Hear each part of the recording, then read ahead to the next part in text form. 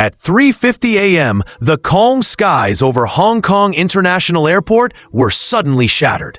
A Boeing 747 cargo plane flying in from Dubai veered off its landing path and plunged into the South China Sea.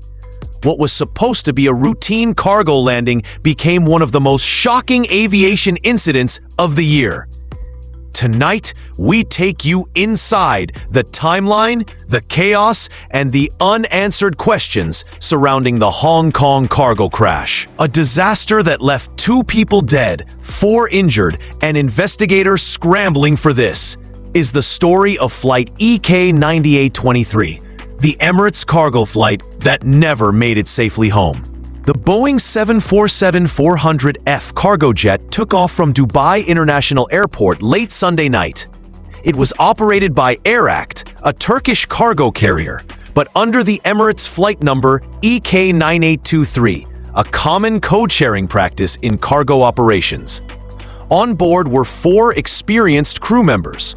The captain, with over 15 years of international cargo flying experience. The first officer, a flight engineer, and a loadmaster, responsible for the heavy cargo.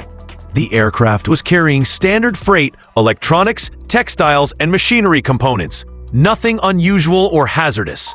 Everything about the flight seemed normal, until it wasn't.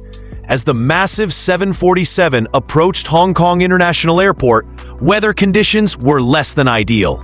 It was early morning. Visibility was low, winds were gusty, and light rain reduced the pilot's sightline. According to preliminary data, the crew was cleared to land on the northern runway, which faces directly toward the sea.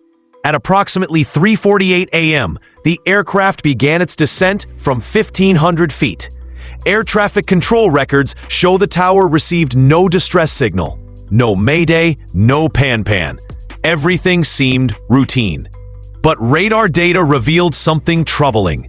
Just seconds before touchdown, the aircraft veered slightly off course, drifting left of the runway centerline. At 3:50 a.m., the aircraft's landing gear made uneven contact with the runway. One wheel hit the edge of the tarmac, sending sparks flying. The pilots attempted a go-around, pulling the aircraft nose up, but it was too late. The 400-ton cargo jet skidded off the wet runway, tore through safety barriers, and plunged off the edge, straight into the shallow waters of the South China Sea. Emergency alarms immediately triggered across the airport. Fire and rescue teams were on site within minutes.